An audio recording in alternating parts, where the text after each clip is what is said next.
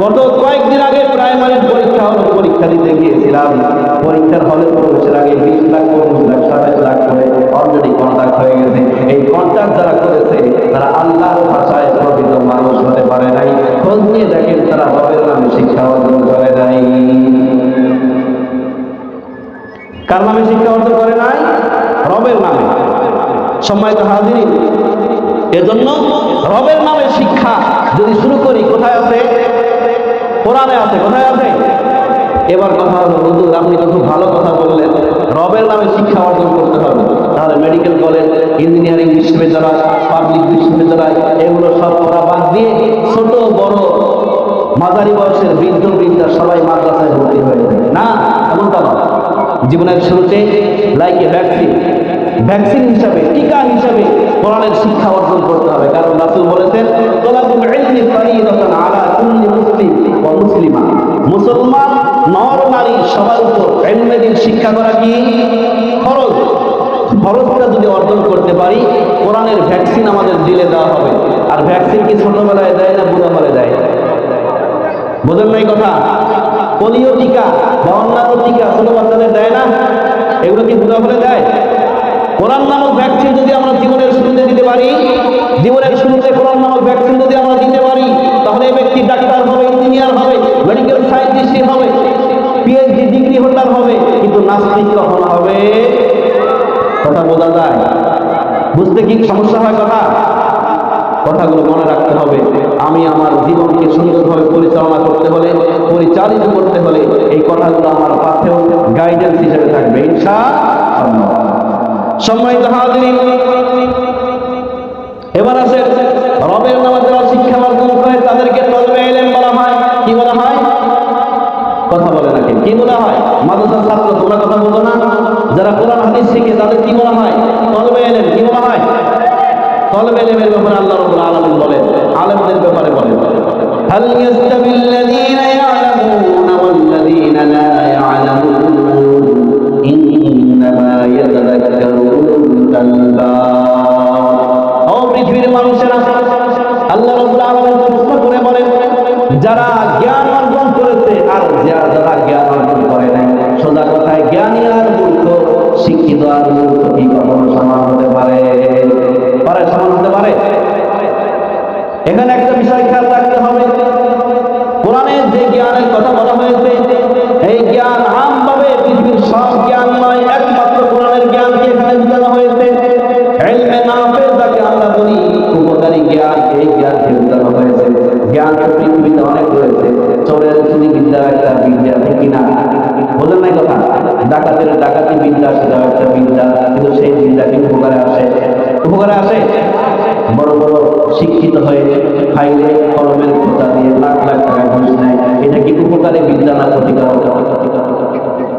তো ওই বিদ্যা এখানে আসে না, আম হবে না, খাস হবে ওই জ্ঞান, যে জ্ঞান মানুষের উপকার করে, জাতির উপকার করে, সমাজের কল্যাণ বয়ে আনে, রাষ্ট্রের সব মানুষের কল্যাণ বয়ে আনে, এইটাকে বলা হয় জ্ঞান। এই জ্ঞানের কথা আল্লাহ কোরআনে বলেছে, বলেন সুবহানাল্লাহ। বাস্তব প্রমাণ নেন। যারা এই কোরআনের জ্ঞান শেখে তাদের বলা হয় হাফেজ, তাদের বলা হয় আলেম। কি বলা হয়? হাফেজ বা আলেম, ঠিক কিনা? এই ব্যক্তিগুলোর আচরণ কেমন? তারা যখন মসজিদে দোয়া করে, সবার জন্য দোয়া করে কি করে না? মাদ্রাসায় দোয়া করে, সবার জন্য দোয়া কি করে কি করে না? প্রত্যেকটা জায়গায় দোয়ার ক্ষেত্রে সে বলে, আল্লাহ উপস্থিত অনুপস্থিত কাছের দূরের সব স্তরের মানুষকে তুমি নিরাপদে রাখো, সুস্থ রাখো। বলে কি বলে না? অন্য পেশার দিকে তাকিয়ে দেখেন, আইন ব্যবসায়ী যারা আছে, লয়ার, বারাতলা যারা পড়ে এসেছে, ব্যারিস্টার, তাদের চিন্তা হলো কোন ক্রমে কেস মামলা বেশি হলে পকেট ভারী হবে কি হবে না? ডাক্তারের চিন্তা হলো রোগী বেশি হলে পকেট ভারী হবে। যে যে পেশার মানুষ তার সেই পেশা নিয়ে চিন্তা। কিন্তু মসজিদ মাদ্রাসার দায়িত্বশীল আলেম যারা আছেন, আলেমদের দোয়ার ক্ষেত্রে আমরা যদি তাকিয়ে দেখি, তারা তাদের পেশার চেয়ে সামষ্টিক বিষয় নিয়ে দোয়া কম করে না, বেশি করে। তারা আরো একটা বাস্তব প্রমাণ নেন। বিগত কয়েকদিন আগে বিএনপির চেয়ারপারসন যিনি ছিলেন, অতীত হয়ে চলে গেছেন, বেগম খালেদা জিয়া, তিনি যখন মৃত্যুবরণ করলেন, দলমত নির্বিশেষে ওলামায়ে কেরাম সহ সবাই তার জানাজায় হাজির হয়েছে কি হয় নাই? হয়েছে কি হয় নাই? বাংলাদেশের প্রখ্যাত আলেম, বড় বড় আলেম তার জানাজার সে খাটলি কাজে নেয় নাই, নিয়েছে কি নেয় নাই? তাহলে দলমত কিছুই তারা দেখে না। দোয়া করার ক্ষেত্রে পাইকারি ভাবে সামষ্টিক ভাবে সবার জন্য দোয়া করে। এক শ্রেণীর লোক যারা কোরআন শিখে হাফেজ হোক বা আলেম হোক এরাই সামষ্টিক দোয়া করে, আর বাকি পেশা যদি কখনো সামষ্টিক দোয়া করে তারপরে হুজুররা খারাপ, ঠিক কিনা? তাই না? বলে না? এ জাতি কবে বুঝবে, কবে ঘুম ভাঙবে? সামনেতে মোরা এগিয়েছি যত, পিছিয়ে পড়েছি তত, সংখ্যায় শুধু বেড়ে চলেছি দোল সাগরের মতো। আজ ঘুমে রয়েছে মুসলমান, নাই কোনো খবর, চিন্তা কি করেছে তুমি, কেমন হবে কবর? ঠিক কিনা? কর্মফলের চিন্তা আমরা কেউ করি না, এজন্য সামনে এগিয়েছি অনেক। লোকের অভাব নাই বাংলাদেশে, ভালো মানুষের বড় অভাব, ঠিক কিনা? সম্মানিত হাজিরিন, এবার আসেন কলমের কত মামলার জন্য খেলেন। প্রত্যেকটা জায়গায় কলমের প্রয়োজন হয় কি হয় না? আমার নাম উচ্চারণ হলো, নামটা লেখার জন্য কলমের দরকার হয়েছে। স্কুল কলেজ বিশ্ববিদ্যালয় পড়ালেখা করতে কলম লাগে, চাকরি করতে কলম লাগে কি লাগে না? দলিল দস্তখত করবেন, দলিল পার করবেন, তাও কাগজের কলমের সাইন লাগে। বড় অফিস আদালতে বড় কোনো কাজ করবেন, কলমের সাইন লাগে। কলমের দস্তখত ছাড়া কোনো কাজ যেহেতু পার করা যায় না, কাজ সমাধান করা যায় না। এজন্য আল্লাহ রাব্বুল আলামিন বলেন কলমের কসম, কলম দ্বারা জালিমগুলো হয় তার কসম। ও পৃথিবীবাসীরা, কলম যখন ব্যবহার করবে একটু আমার কথা স্মরণ করিও। আমি আল্লাহ তোমার কলমের পয়েন্টার বিন্দু জানি কি জানি না? আল্লাহ জানে কি জানে না? তো বিচার বড় বড় কর্মচারী কর্মকর্তাদের মনে রাখতে হবে, কলমের খোঁজা যখন আমি দেই, ঘুষ নেওয়ার জন্য একটা সিগনেচার যখন আমি দিয়ে দিলাম, একটা সাইন যখন আমি দিয়ে দিলাম, আল্লাহ চাইলে তখন আমার ভুলটা কবজ করে নিতে পারেন। আর পৃথিবীর মানুষ যে অবস্থায় মারা যাবে কিয়ামতের ময়দানে তাকে উঠতে হবে। কোন অফিসার যখন ঘুষের স্বাক্ষর দেওয়ার সময় মারা যায়, ওই অবস্থায় কিয়ামতের ময়দানে উঠবে। তার চেয়ে আমাদের অবস্থা ভালো হবে না অবস্থা খুব খারাপ হবে? কি হবে? আমার কথা মনে হয় বলবেন না নাকি? যদি ঘুষের চুক্তিতে স্বাক্ষর করার সময় কোনো লোক মারা যায়, ওই অবস্থায় আমাদের ময়দানে উঠে পৃথিবীর মানুষ তাকে দেখে প্রাথমিক ধিক্কার তো দিবে, তারপর কি ভালো আশা করা যায়? খবরদার, কলম চালাতে হবে চিন্তা ভাবনা করে। এই চিন্তা করবে কে? যে রবের নামে শিক্ষা অর্জন করেছে, ঠিক কিনা? যে রবকে রব চিনে না এমন মানুষ আছে। গত কয়েক বছর আগে আমরা শুনেছি বাংলাদেশের একজন খেলোয়াড় সাকিব আল হাসান অনুষ্ঠানে গিয়ে বিসমিল্লাহির রহমানির রহিম পড়তে পারে না। মুসলমানের সরকার বলে বিসমিল্লাহির রহিম, কি বলে? বলে কি বলে নাই? তাহলে এটা কেমন মুসলমান? এই মুসলমান হওয়া যাবে না।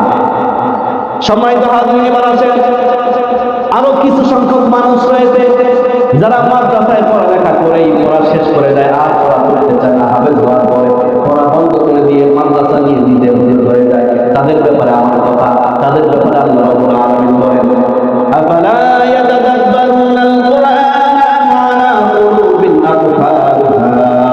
ও পৃথিবীর মানুষেরা, তোমাদের কি হাফেজ হওয়ার পরে পড়ালেখা শেষ? কোরআন পড়তে শিখলা, তাদের কি পড়ালেখা শেষ? আফালা ইয়াতাদাব্বারুনাল কুরআন, তারা কি কোরআন নিয়ে গবেষণা করে না, চিন্তা করে না, রিসার্চ তারা করে না? কেন করে না? কোরআন শুধু নামাজ রোজা হজ যাকাত নিয়ে আসে নাই। কোরআন জীবনের টপ টু বটম সব বাদ করে একেবারে জীবনের শুরু থেকে মৃত্যু পর্যন্ত সব বিষয় আসে নাই, আছে না নাই? তাহলে যারা হাফেজ হয়ে মনে করে আমি বড় হুজুর হয়ে গেছি, জ্ঞানী হয়ে গেছি, তাদের মনে রাখতে হবে, আমাদের মনে রাখতে হবে আরো অনেক জ্ঞান আমার অর্জন করা বাকি, ঠিক কিনা? প্রেসক্রিপশন ঘরে আছে, ঔষধও আছে, প্রেসক্রিপশন পড়তে পারি না, ওই অনুযায়ী ওষুধ খেতে পারি না, রোগ ভালো হবে? রোগ ভালো হবে? আমাদের প্রেসক্রিপশন আল্লাহ পাঠিয়ে দিয়েছে, প্রেসক্রিপশন ঘরে আছে, পড়তে পারি না, সে অনুযায়ী ওষুধ খেতে পারি না, রোগ ভালো হবে? কথা বলেন, ভালো হবে?